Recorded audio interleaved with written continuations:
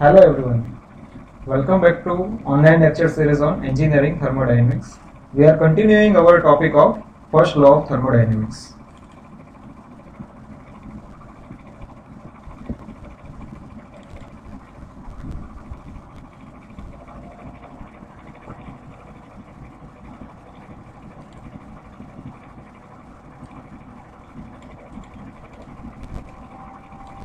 So before going into our new topic, we will do a quick revision of what we have done in our previous lecture.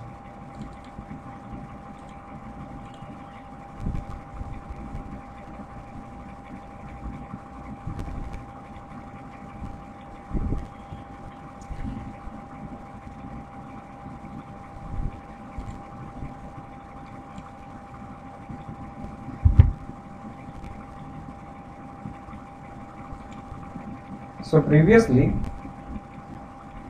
we started the application of first law to flow processes. We studied about control volume, in which first for a pure substance for a given mass we can have the first law of thermodynamics as Q is equal to delta Ek plus delta Ep plus delta U plus W. Now this equation refers to a system having a particular mass of substance and it is free to move from place to place. Then we took an example of a turbine system in which mass is entering into the system and mass is leaving from the system. And we studied about two approaches, Lagrange method and second was Euler's method. And throughout this chapter we are going to focus on the second approach, which is of control volume and control surface.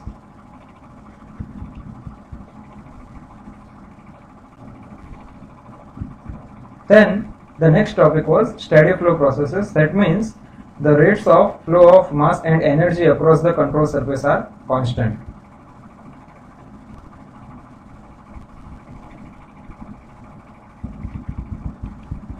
And then we studied about mass balance and energy balance in simple steady flow process. Here we took an arrangement for a common steady flow device in which we are having flow inlet and flow outlet. Here we are getting work output and there is heat entering into this steady flow device. So this is nomenclature for this figure.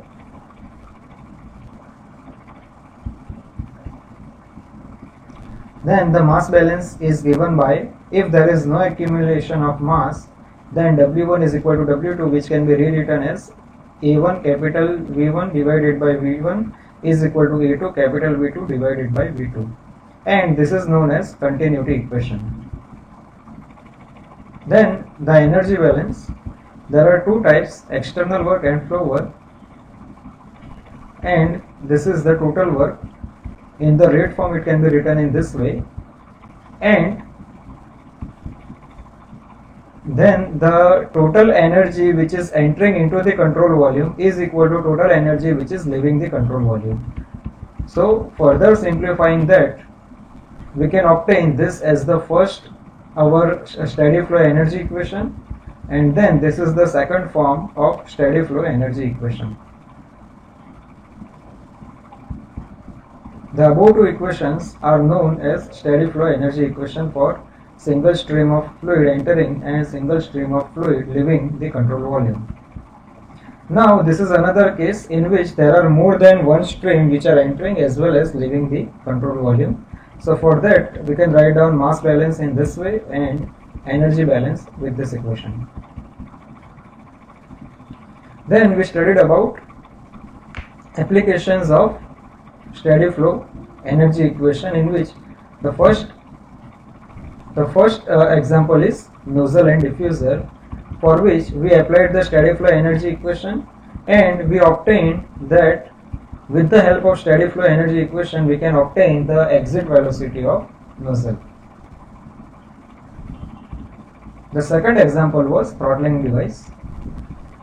Here there is an appreciable drop of pressure in throttling process.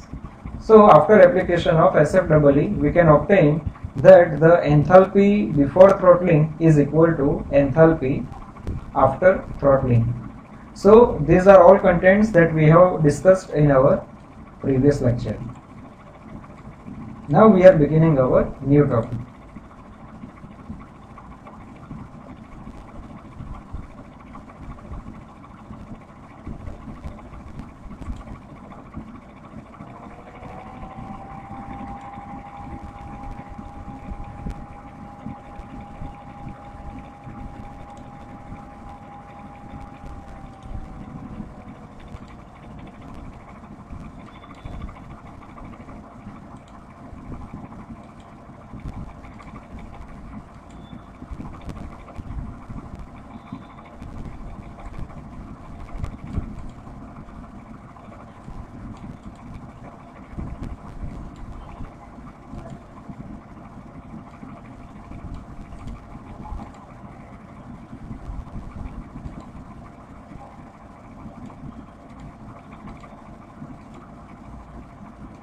So let's begin. Now we will continue with a few more applications of SFEE in our common engineering applications. Our next example is turbine and compressor. So here we are taking an example of turbine, in which, as you can see, here we are having a turbine which is fully insulated. This is the shaft through which we are getting output from the turbine. This is the control volume,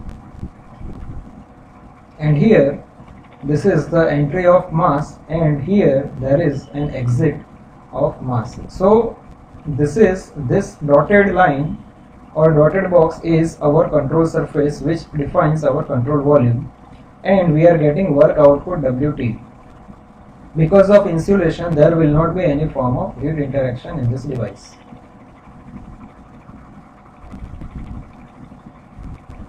Now, turbines and engine give positive power output, whereas compressor and pumps require input. So there are two types of devices in engineering. First is power providing power generating devices, and second is power consuming devices. So turbines and engine are power producing devices, whereas compressor and pumps are power consuming devices. Now for turbine, which is insulated, the flow velocities are small, so the kinetic energy terms are neglected. So this is our first assumption, that here, as flow velocities are small, because of that the kinetic energy term will be neglected in our analysis, and as it is written that the turbine is insulated, there will not be any kind of heat transfer to or from the system.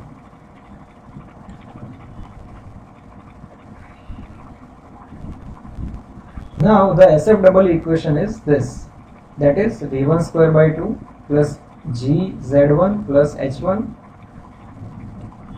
plus d cut q upon d tau is equal to V2 square by 2 plus GZ2 plus H2 plus d cut Wx by d tau.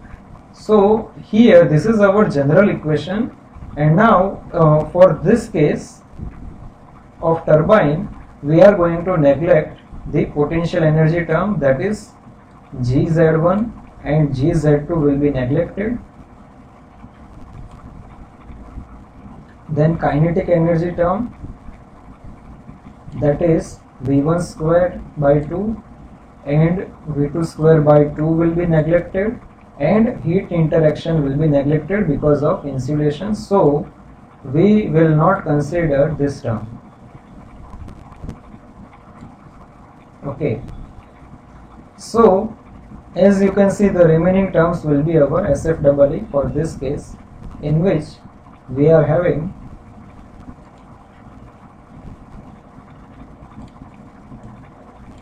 here we are having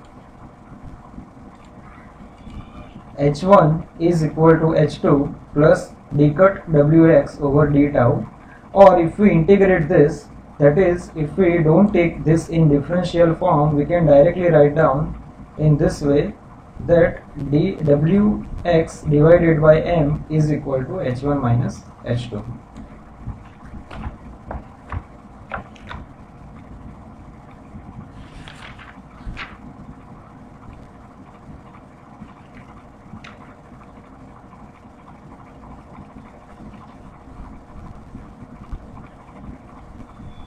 Here actually it should be in mass terms, so this equation is in the rate form. However, we are going to utilize the equation in the per unit mass form, so this will be m. So let me edit this.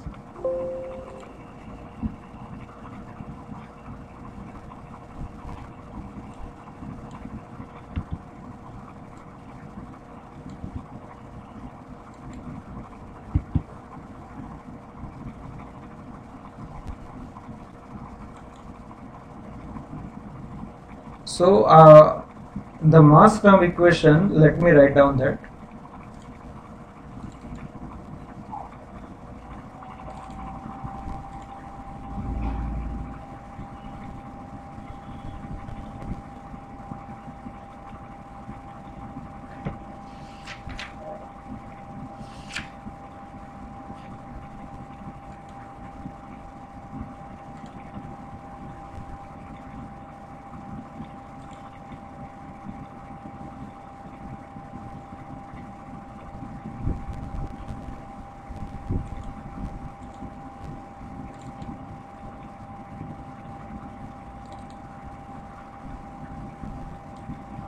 So here in our steady flow energy equation, we are going to utilize this formula, that is per unit mass. So here we can come back to this case in which we will be putting this formula.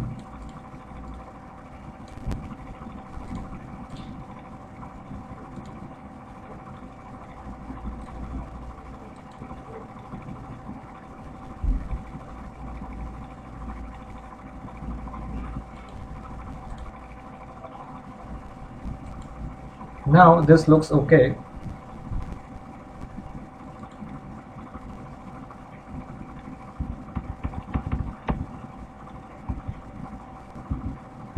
And once we take the full form, that is instead of differentiation we take the total work output, then we can write down in this way, which is equal to h1 minus h2.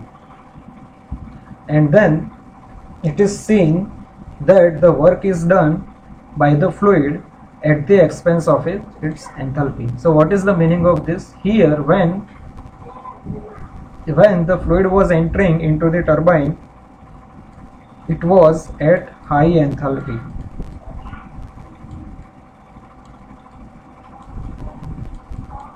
It was at high enthalpy, and once it is leaving this turbine, it is at low enthalpy. So because of this reduction in enthalpy, we are getting this work output.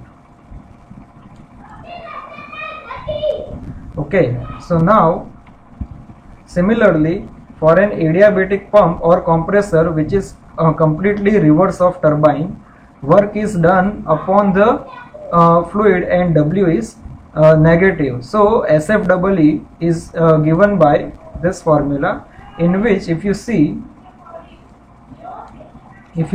here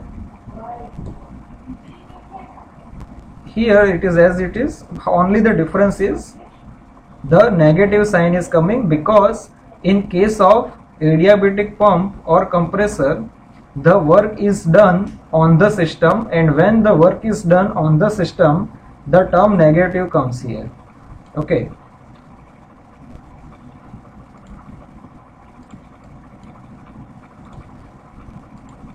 So this is the final formula in case of pump or compressor. So figure is not drawn here for compressor, however it can be in this shape. where here it will be entry and here it will be the exit of fluid. And this compressor is being run through a shaft, that is the energy input or work input to this compressor. So W will be like this. Okay, so it will be completely very similar to this with only this difference, and obviously insulation will be present over here.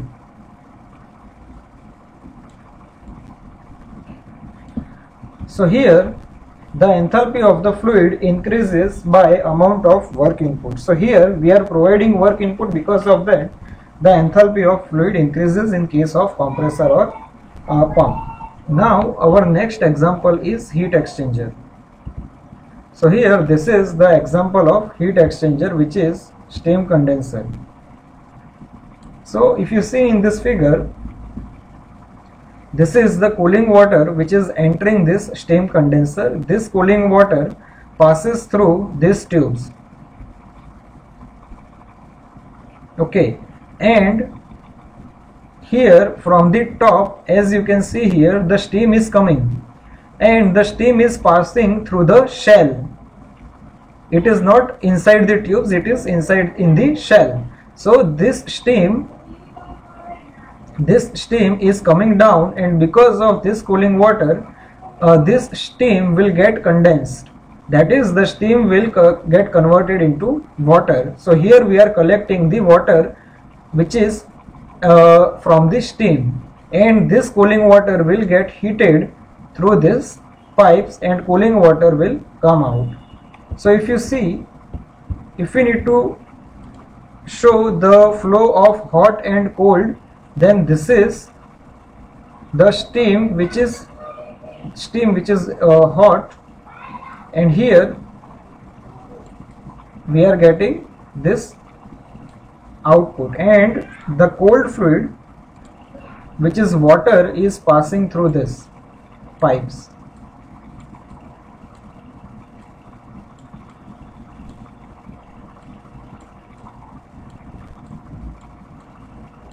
And it is leaving here.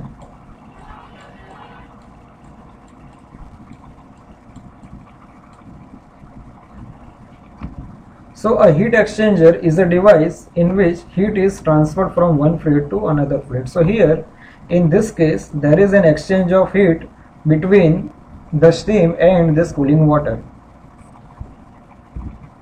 Figure shows a steam condenser where the steam condenses.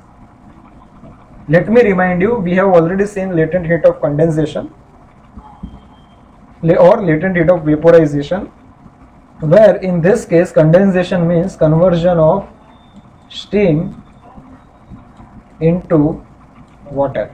Okay, or in this figure, this water is called as condensate.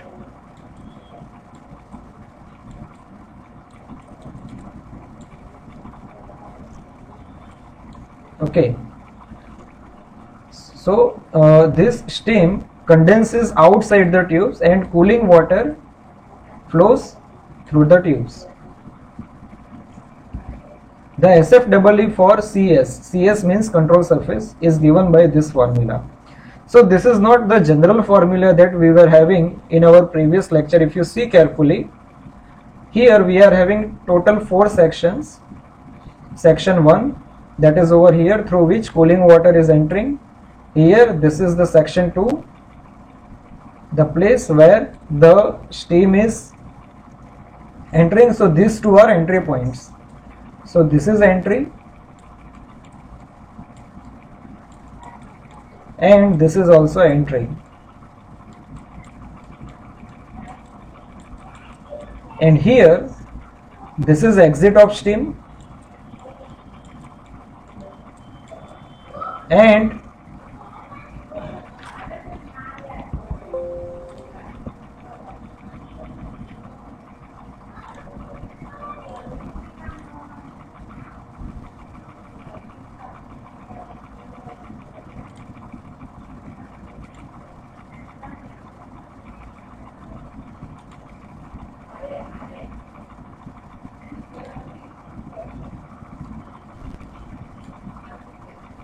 here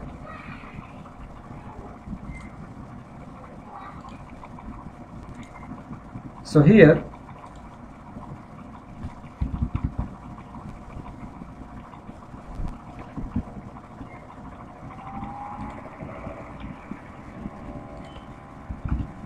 let me repeat this part, that here the SFW is given by this formula, because here we have two entries, that is first is entry of cooling water and here the entry of steam. So this will be the entry and here this will also be entry, and here this is the exit of cooling water, that is over here at section 3.3. So this is exit and this is also exit.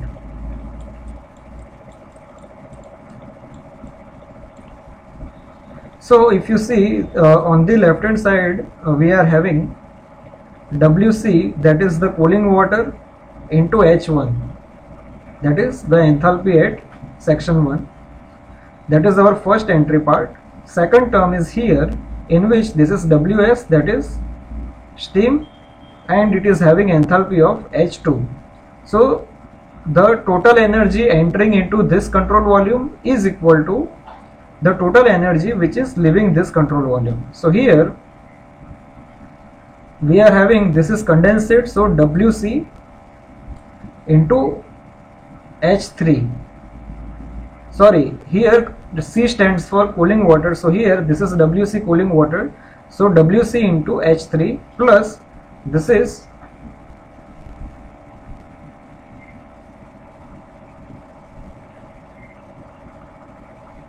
WS plus H4. And here the kinetic energy and potential energy terms are small, as well as there is no external work done in this system, as well as the energy exchange in form of heat is confined only between two fluids. So whatever heat exchange is happening, it is happening between these two fluids. So there is no separate D cut Q, or there is no entry of such kind of heat. So there is no external heat interaction or heat loss, so these things are not present in this case.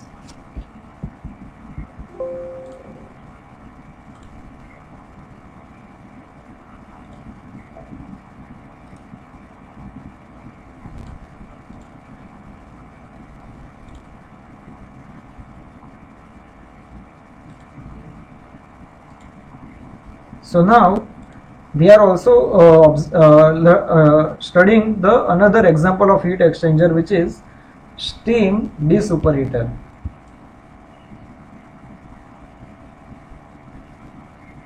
So here if you see, from the top high temperature steam is entering and we need to cool this steam, so that's why we are using water here, and this water is coming from this path and it is getting mixed with this steam, and then it is coming out here, which is low temperature steam. So there are two entries. First is section 1.1 is the entry of water and its mass flow rate is W1, and here the second entry is of high temperature steam, which is W2, which is coming from the top. And here there is an exit, one exit, which is at section 3.3, which is W3 mass flow rate, and it is low temperature steam coming out. So this is called as steam desuperheater. Figure shows a steam desuperheater where the temperature of superheated steam is reduced by spraying a water. Now W1, W2 and W3 are mass flow rate of injected water.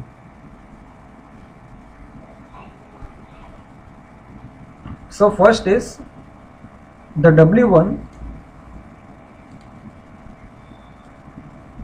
is mass flow rate of injected water, that is this.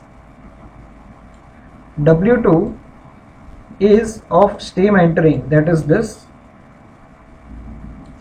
and W3 is of steam leaving here, so this is W3. And H1, H2 and H3 are corresponding enthalpies, and if kinetic and potential energy terms are neglected as before, the steady flow equation can be written in this way. So as you can see, this is the entry, this is also entry. So W1H1 plus W2H2 is equal to W3H3.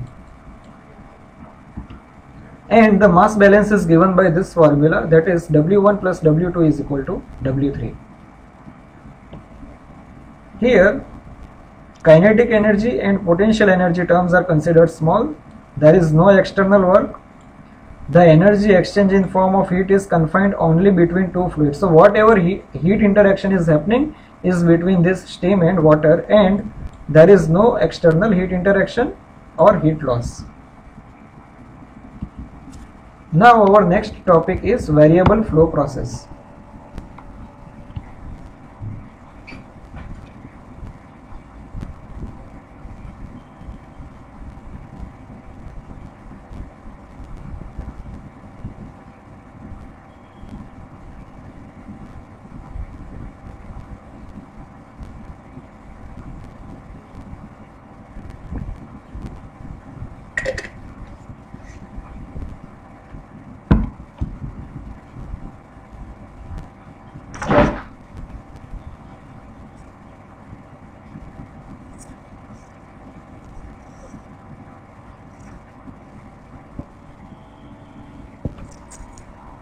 Now, many flow processes such as filling up or evacuating gas cylinders are not steady.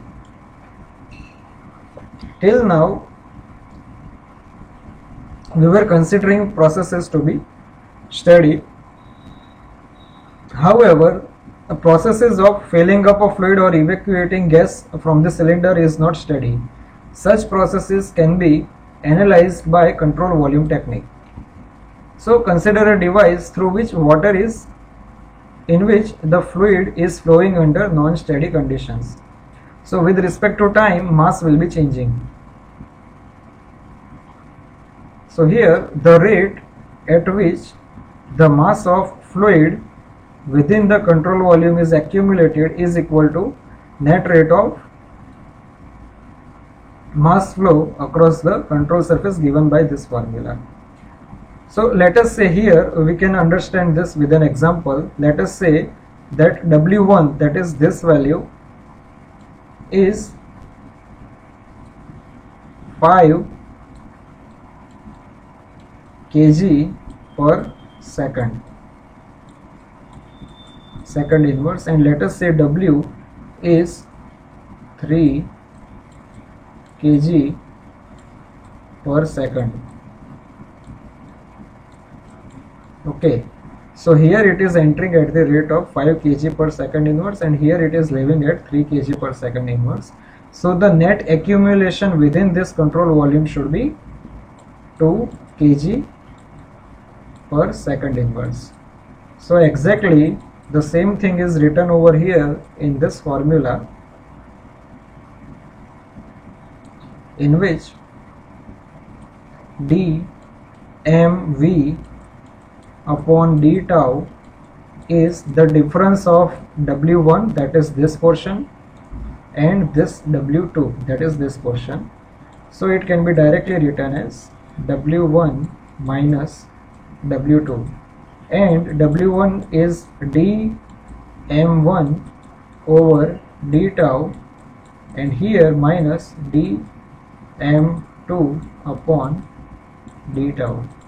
Okay, where mv is the mass of fluid within the control volume at any instant. Over a finite period of time, we can write down in this way. So this is in the rate form, and if we take it for a given period, then it will be delta mv is equal to delta m1 minus delta m2. That is, let us say that here we are having 5 kg and here we are having 3 kg, then the net accumulation is 2 kg for a given time. Now the rate of accumulation of energy within the control volume. So in previous slide we discussed about accumulation of mass, and now we are discussing about rate of accumulation of energy within the control volume is equal to the net rate of energy across the control surface. We will understand this with the help of formula. So here, if you see the rate of energy increase, the rate of energy increase is given by rate of energy inflow, that is the energy which is entering, minus the rate of energy outflow, that is leaving the control volume. And it can be written in this way. So here if you see, this is the total rate of energy increase. Here this is W1, that is the mass which is entering into the control volume, and this is the total energy associated with this mass given by the potential energy term plus, first is kinetic energy term, second is potential energy term, and third is enthalpy, plus here the heat is entering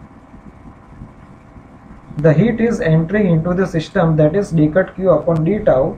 So these two terms are entering into the system, which is the rate of energy inflow minus the rate of energy outflow. So W2 is the mass which is leaving the control volume, plus into the energy associated with this W2 mass, minus the, as this is work output, so d cut Wx upon d tau is, so this term, this entire term is equivalent to this term. Now EV, that is this portion,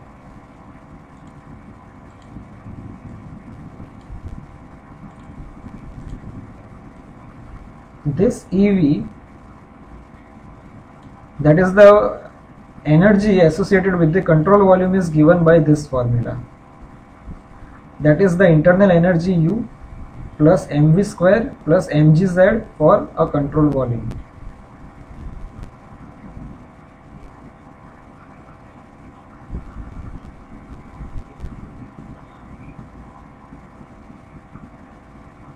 Okay, where m is the mass of the fluid in the control volume at any instant.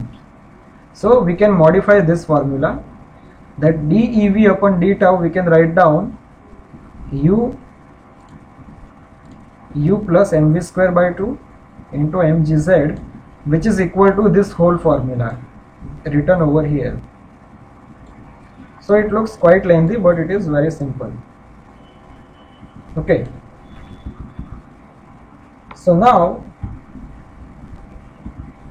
we have again written the same equation which was present in previous slide. Now for a finite time interval we can write down in this way. So what is done over here, that we have integrated this formula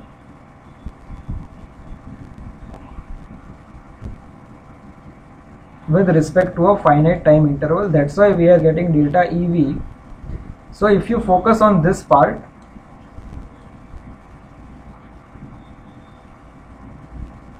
then Q is as it is over here, Wx is written here minus Wx, and we have integrated this.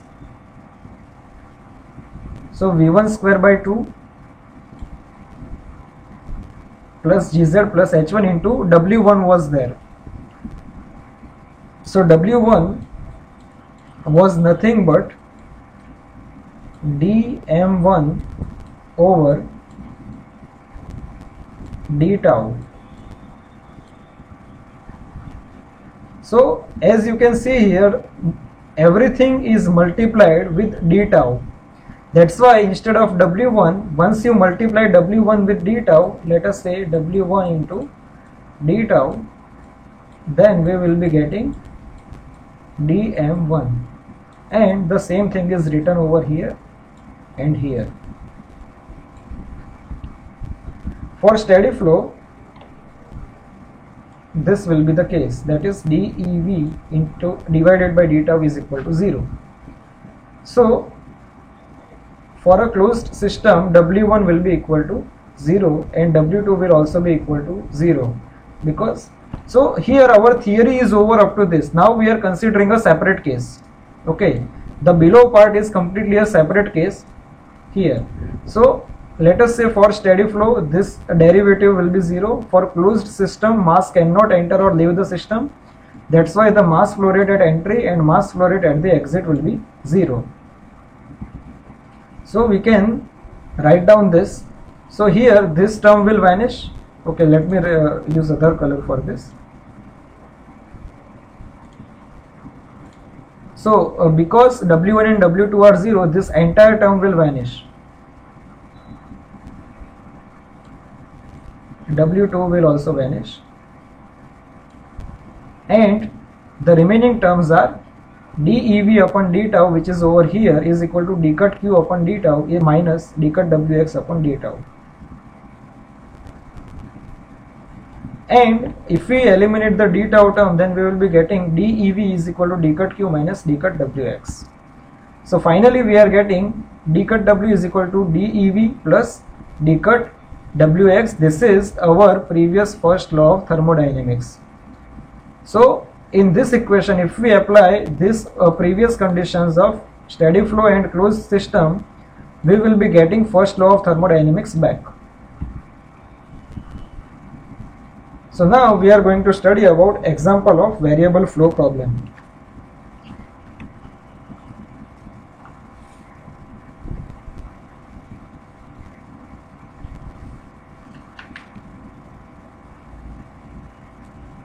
So now let's start.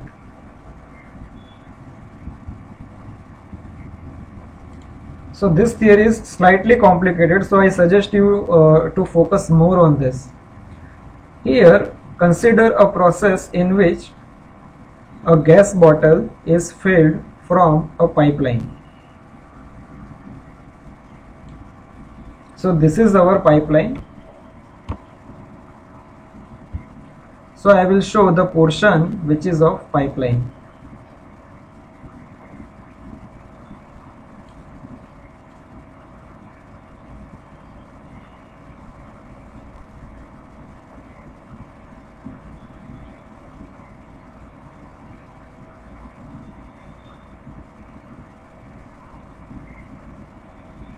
So this portion is of pipeline, and next part is this part which is of a tube. So this is a tube.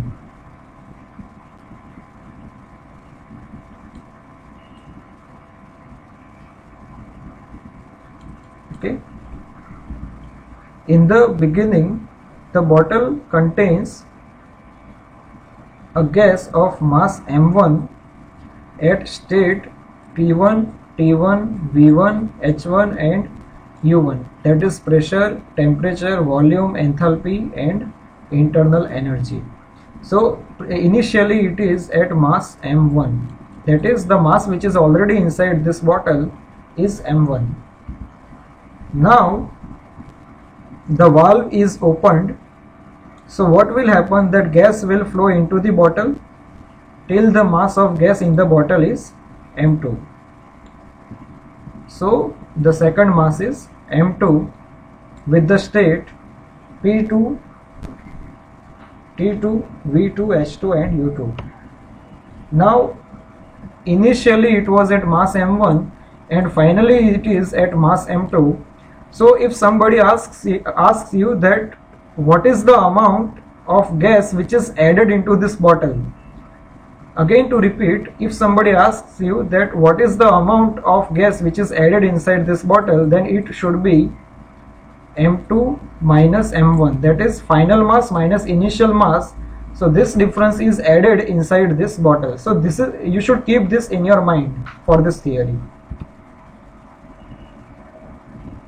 The supply of pipeline is very large, so that the state of gas in the pipeline is constant. It is given by this. So these properties are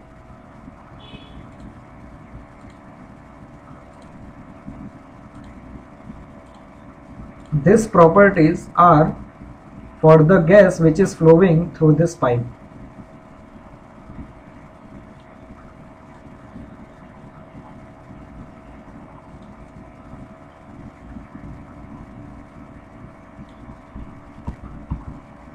Now we are going to study about two techniques. First is system technique. So the same figure is drawn again here. Assume an envelope of a system boundary.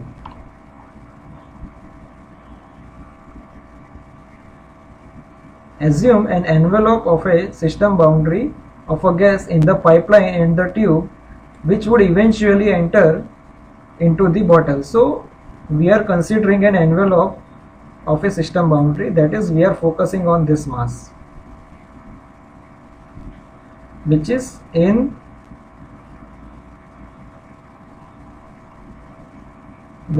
the pipeline as well as in the tube. However, this is not inside the bottle. It is about to enter into this bottle once we open this valve. So energy before filling is given by this formula, energy of gas before filling. So let me tell you that as we were knowing that initially the mass of the gas inside this bottle is m1. This is already present inside this, okay, and as I was telling you that the amount of gas which is going to enter inside this will be m2 minus m1. Why? Because the quantity of gas which is entering into this bottle will be final mass minus initial mass. That's why it is m2 minus m1, and it is coming through this pipeline.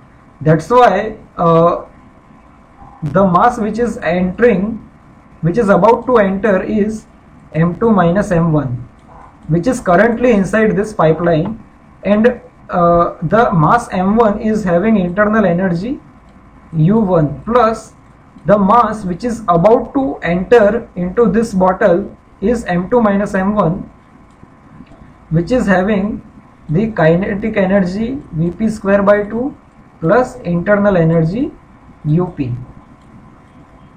Okay, so this is the energy of gas before the filling. So the first term m1u1 is inside this bottle, and the second term, which is m2 minus m1 into Vp square by 2 plus up, is outside this bottle here in the pipeline, which is ready to enter into this bottle. Now here it is already mentioned that m2 minus m1 is the mass of gas in the pipeline and tube which would enter the bottle. Now energy of gas after filling is given by this simple formula. Why?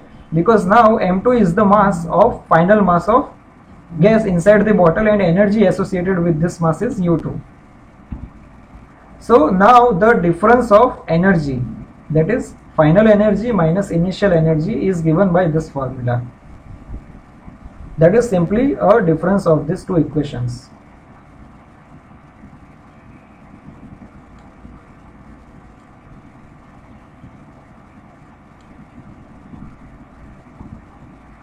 Here potential energy terms are neglected, and the gas inside the bottle is not in motion, so the kinetic energy term is also neglected. Okay, then they are talking about m2 mass. Now what is the other thing which is happening here? You should be careful here. There is a change in volume of gas because of collapse of envelope to zero volume. Now what is the meaning of this? Initially this envelope is having this much of mass, let us say, and once this valve is opened, the entire envelope and gas inside this envelope is entering into this bottle. So this volume will eventually become zero after the valve is opened. So initially it was having some mass, and after opening this valve, this volume becomes zero. So that's why it is written that it is a collapse of envelope to a zero volume. So this envelope is simply vanishing once we open this valve.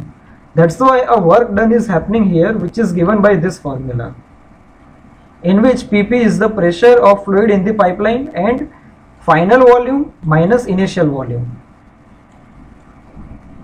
So final volume will be zero and initial volume initial volume is M2 minus M1 into Vp. Why?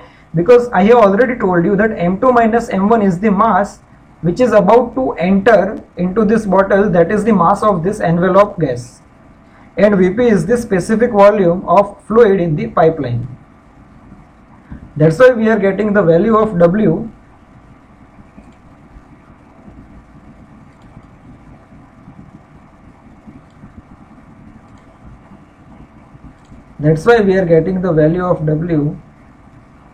as minus M2 minus M1 Pp Vp. So now, using the first law of thermodynamics, Q is equal to delta E plus W, I will suggest you that before we go into our next slide, you should copy everything in your notebook. You can pause this video and write down everything so that it will be easier for you to understand the next slide. So here, first law of thermodynamics, Q is equal to delta E plus W. So this portion is our delta E and this portion is W, including the negative sign. So if you see, if you go back here, we have utilized, if you have utilized this and this, so when we apply Q is equal to delta E plus W, that means we will be writing down this formula plus this formula. The same thing is done over here. Okay.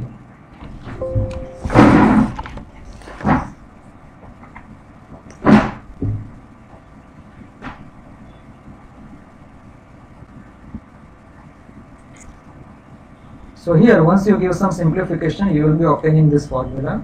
It is quite easy to do this by yourself. And if you don't understand, let me do it here right away.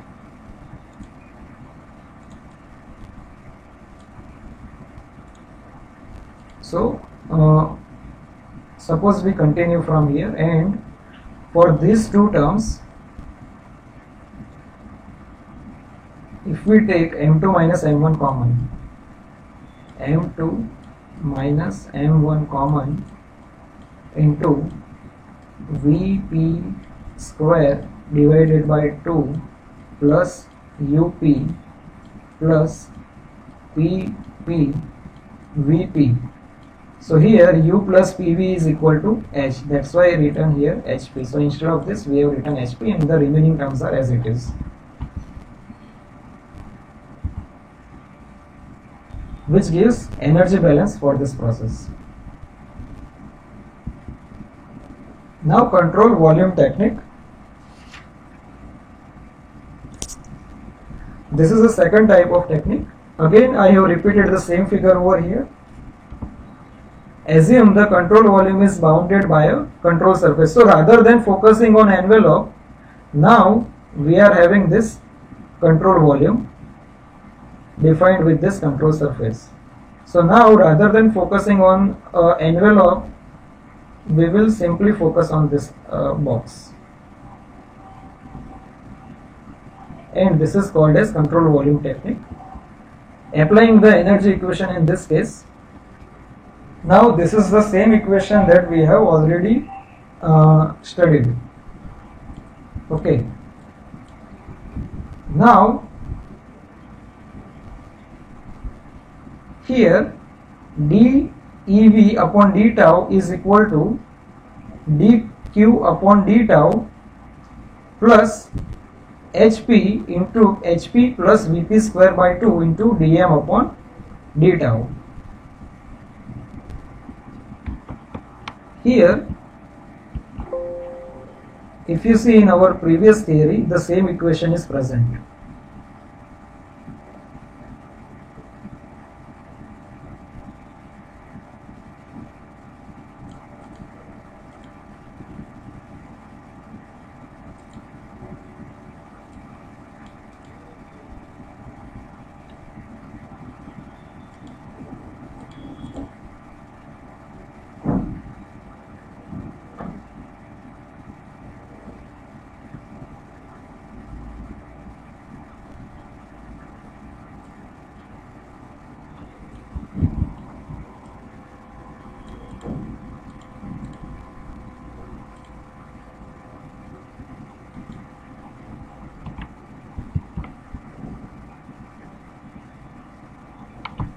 So this is the same equation that we have already studied.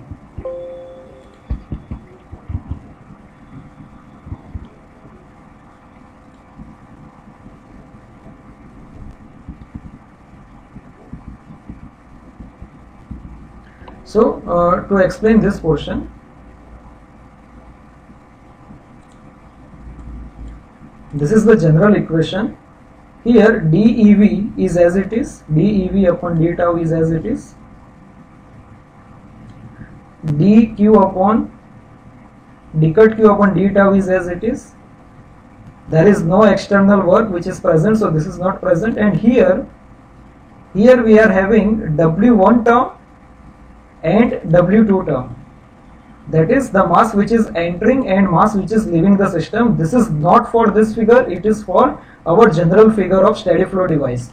Now in this case what is happening, as it is purely a filling process, here the mass which is entering is, let us say, dm upon d tau directly, or it is W, common W, and here HP and Vp square by 2 are considered and Gz is not counted, that is potential term is not considered. That's why here only the fluid is entering into the system, there is no exit of this fluid, so only entering part is written over here. HP and Vp are constant, so the equation can be integrated to give the total process. For the total process, that is, if we integrate this, delta E is equal to Q plus HP plus Vp square by 2, and instead of dm we can write down m2 minus m1 as this was present in our previous case, that is system technique. Now delta EV can be written as U2 minus U1, which is m2 U2 minus m1 U1, that is change in internal energy. So here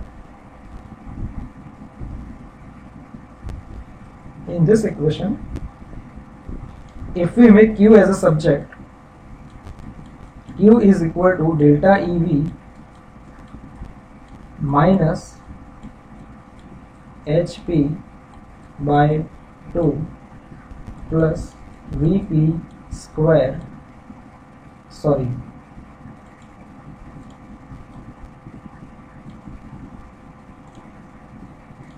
Vp square by 2 into m2 minus m1.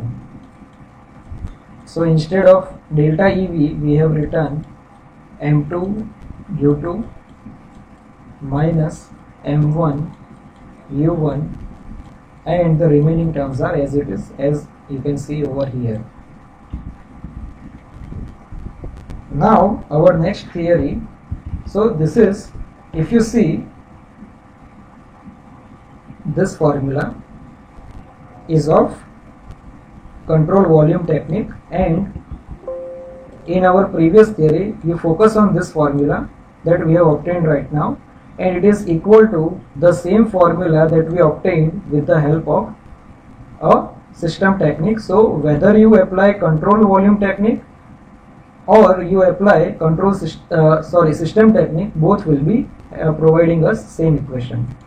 Now we are into our last theory, that is charging and discharging of a tank.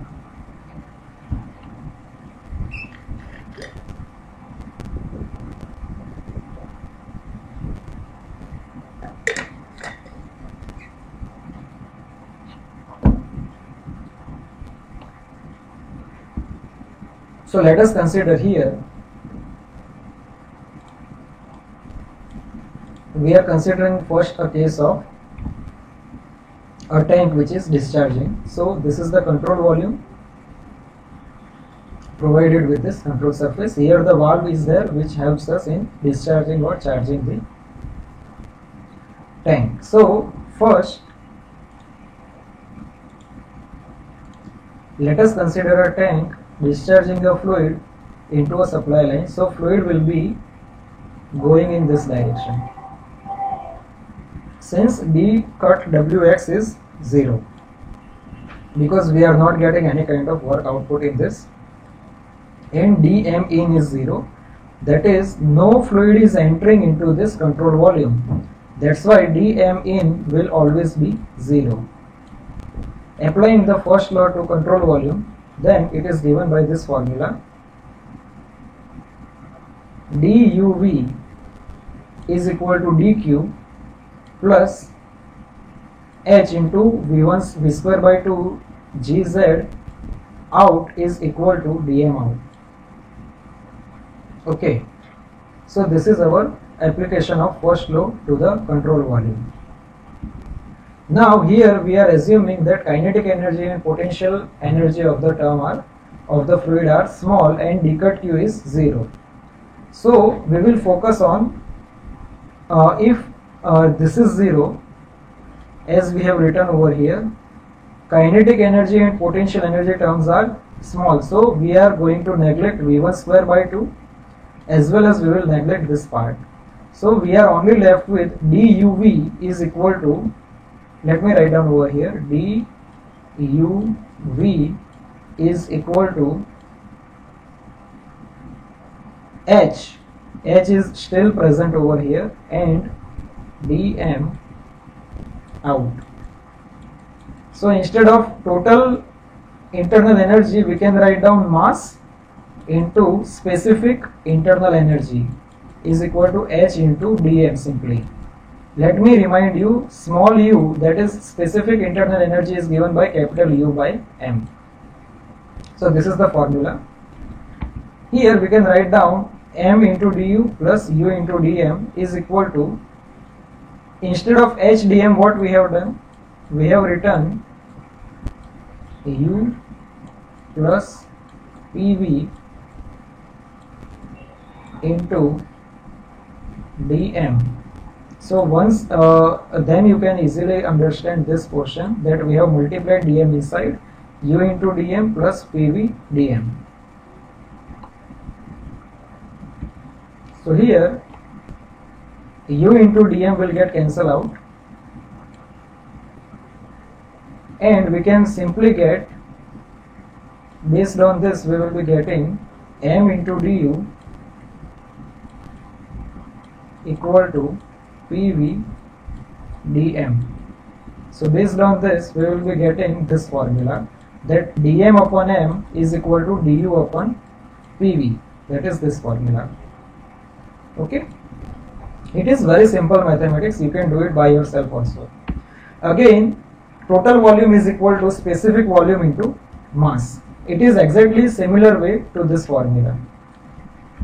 So if we differentiate this, total volume is always constant, so v into dm plus m into dv, this part is purely mathematical part, so you should do this by yourself. So the value of dm upon m is given by minus of dv upon v,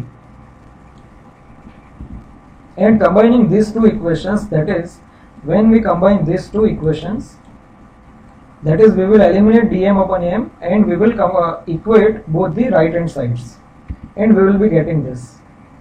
So based on this, we will be getting differentiation of u plus PV is equal to 0. Now what is the meaning of this? We will further continue on this, that V into du plus V into P into dV is equal to, okay, just wait.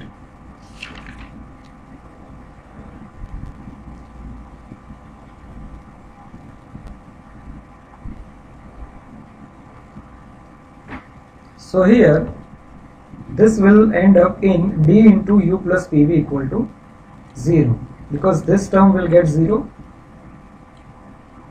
and here if we take V common, then it is having du plus PdV, which is equal to 0. I hope it is visible to your screen. So we are having du plus PdV equal to 0. So that's why we are having differentiation of u plus PV equal to 0, which is written over here. Let me erase this part. You can pause this video and copy this part.